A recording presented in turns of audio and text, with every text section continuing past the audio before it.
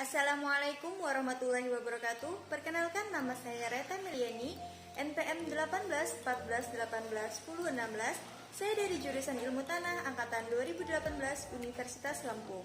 Di sini saya akan menjelaskan materi mengenai permasalahan pada lahan gambut serta cara mengatasinya. Baiklah, kita ketahui bahwa tanah gambut merupakan tanah yang secara dominan tersusun dari sisa jaringan tumbuhan. Tanah gambut ini terbentuk karena laju penumpukan bahan organik jauh lebih besar daripada proses dekomposisinya. Karena sifat tanah gambut yang anaerob dan memiliki kemasaman yang tinggi serta kurangnya unsur hara, maka proses dekomposisi berlangsung sangat lambat, sehingga bahan organik berakumulasi makin tebal, sampai suatu saat mengalami keseimbangan dengan lingkungan sekitarnya. Sumber daya alam yang sangat potensial dimanfaatkan untuk kesejahteraan manusia. Indonesia merupakan negara keempat setelah Kanada, Uni Soviet, dan Amerika Serikat yang memiliki luas lahan gambut yang sangat luas.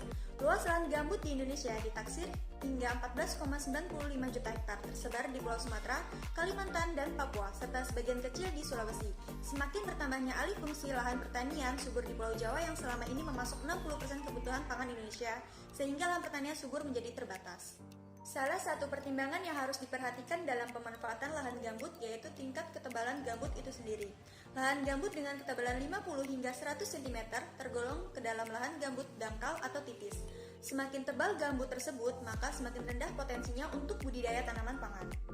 Banyak petani yang memanfaatkan gambut tipis atau dangkal untuk budidaya tanaman pangan dan hortikultura dibandingkan dengan jenis tanaman lainnya.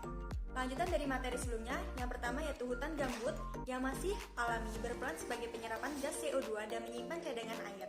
Tanah gambut memiliki cadangan karbon dalam tanah sebesar 300 hingga 700 ton per hektar. Yang kedua, lahan gambut memiliki beberapa fungsi strategi, seperti fungsi hidrolisis, fungsi penambatan, atau sequester. Karbon dan biodiversitas yang penting untuk kenyamanan lingkungan dan kehidupan satwa. Dan yang ketiga, lahan gambut tergolong lahan marginal dengan produktivitas biasanya rendah dan sangat mudah mengalami kerusakan. Pengembangan pertanian pada lahan rawa gambut untuk menunjang pembangunan berkelanjutan memerlukan perencanaan yang cermat dan teliti. Penerapan teknologi yang sesuai dan pengelolaan yang tepat, konservasi dan optimalisasi pemanfaatan lahan rawa gambut sesuai dengan karakteristiknya memerlukan informasi mengenai tipe, karakteristik, dan penyebarannya. Ketika lahan gambut tersebut kering dan terkena api seperti api rokok, maka akan memicu terjadinya kebakaran hingga mendalam dan meluas. 4 tujuan. Yang pertama yaitu ada apa itu tentang lahan gambut. Di sini kita akan mempelajari semua tentang lahan gambut, tentang cara mengatasinya dan cara menyelesaikan permasalahannya. Dan tujuan yang kedua yaitu mengetahui permasalahan yang dihadapi oleh lahan gambut. Yang ketiga, kita dapat mengetahui bagaimana cara mengatasi permasalahan pada lahan gambut tersebut. Tujuan yang keempat yaitu kita memilih komoditas yang cocok untuk ditanam pada lahan gambut tersebut. Tanah gambut menurut definisi dari sistem klasifikasi tanah dalam taksonomi tanah diklasifikasikan ke dalam tanah histosol karena mengandung 18% atau lebih C organik jika fraksi mineralnya mengandung 60% atau lebih liatnya, dan mengandung 12% atau lebih C organik jika fraksi mineralnya tidak mengandung liat. Dan yang ketiga, apabila kandungan liatnya antara 0 hingga 60%, maka mengandung C organik terdapat antara 12 hingga 18%. Pemanfaatan lahan gambut untuk pertanian termasuk perkebunan dan tanaman industri tergolong sangat rawan, terutama jika dilaksanakan pada gambut tebal di daerah pedalaman atau gambut pedalaman. Jika lahan gambut pedalaman dimanfaatkan, maka harus adanya upaya untuk menyesuaikan kondisi air lahan gambut tersebut atau mengeringkan lahan dengan cara membuat saluran drainase atau kanal.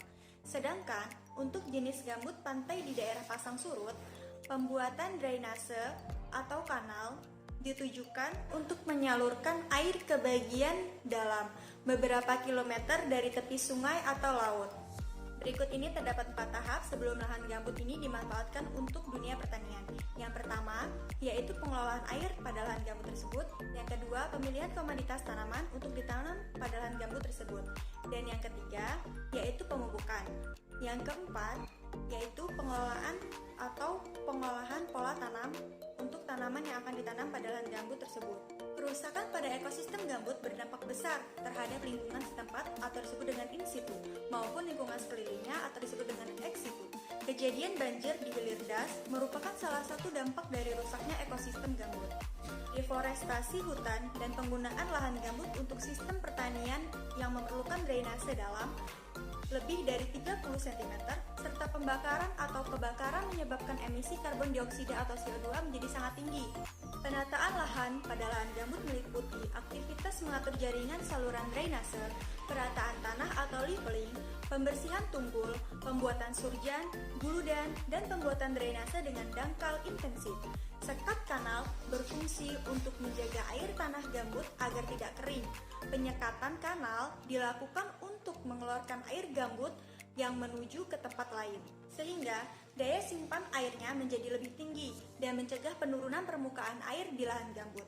Sehingga perlu dibuat sekat pada kanal agar air pada tanah gambut tetap terjaga. Nah, gambar di sebelahnya itu menunjukkan bahwa pembuatan sekat kanal pada lahan gambut perlu dilakukan, yang dilingkari dengan tanda merah. Nah, gambar di samping ini merupakan saluran drainase. Pembuatan saluran drainase merupakan langkah pertama dalam reklamasi lahan gambut untuk menurunkan permukaan air tanah, menciptakan kondisi aerob di zona perakaran tanaman, dan mengurangi konsentrasi asam-asam organik.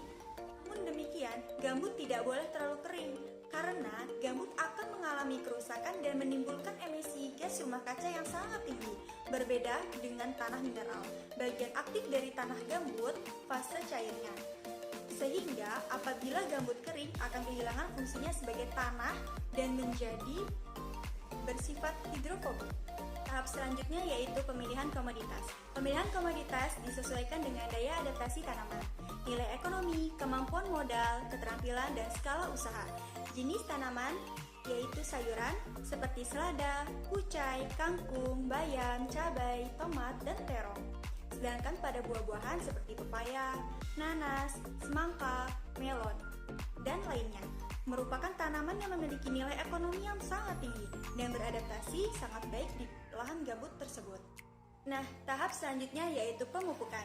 Jenis pupuk yang diperlukan adalah pupuk lengkap, terutama yang mengandung N, P, K, C, A, Mg, dan unsur mikro Cu, Zn, dan B. Penggunaan pupuk lepas lambat atau slow release seperti fosfat alam dan pugan lebih baik dibandingkan dengan SP36 karena akan lebih efisien, kemudian harganya lebih murah, dan dapat meningkatkan pH tanah. Pugan sebagai bahan amelioran dan pupuk juga mengandung unsur mikro yang diperlukan oleh tanaman, sehingga pemupukan unsur mikro tambahan tidak diperlukan lagi. Pugan dengan kandungan hara P juga tergolong pupuk lepas lambat yang mampu meningkatkan serapan hara, mengurangi pencucian hara P, dan dapat meningkatkan pertumbuhan tanaman secara signifikan dibandingkan dengan pupuk SP36.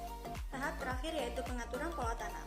Yang pertama, pengaturan pola tanam dapat mengurangi emisi CO2, khususnya tanaman pangan dan sayuran. Dan yang kedua, pada prinsipnya, pengaturan pola tanam di lahan gambut bertujuan untuk mengurangi lamanya waktu tanah dalam keadaan terbuka, yang memicu terjadinya emisi. Dan yang ketiga, relay planting, yang merupakan salah satu contoh penerapan pola tanam yang memungkinkan tanah gambut tidak terbuka saat penggantian tanaman berikutnya. Kesimpulan yang didapat pada identifikasi permasalahan di lahan gambut dan cara mengatasinya adalah sebagai berikut. Yang pertama, tanah gambut merupakan tanah yang secara dominan tersusun dari sisa-sisa jaringan tanaman. Tanah gambut ini terbentuk karena laju penumpukan bahan-bahan organik yang jauh lebih besar daripada proses dekomposisinya. Yang kedua, lahan gambut memiliki sifat tanah gambut yang anaerob dan memiliki kemasaman yang sangat tinggi, serta unsur hara yang sangat rendah.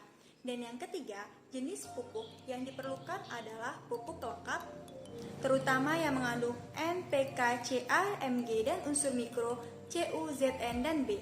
Yang keempat yaitu relay planting, yang merupakan salah satu contoh penerapan pola tanam yang memungkinkan tanah gambut tidak terbuka saat penggantian tanaman berikutnya. Ayo mulai sekarang kita lindungi gambut kita. Stop pengeringan dan stop pembakaran agar gambut tetap terjaga dan terlindungi. Baiklah, kita sampai di penghujung. Terima kasih atas partisipasinya. Saya akhiri. Wassalamualaikum warahmatullahi wabarakatuh.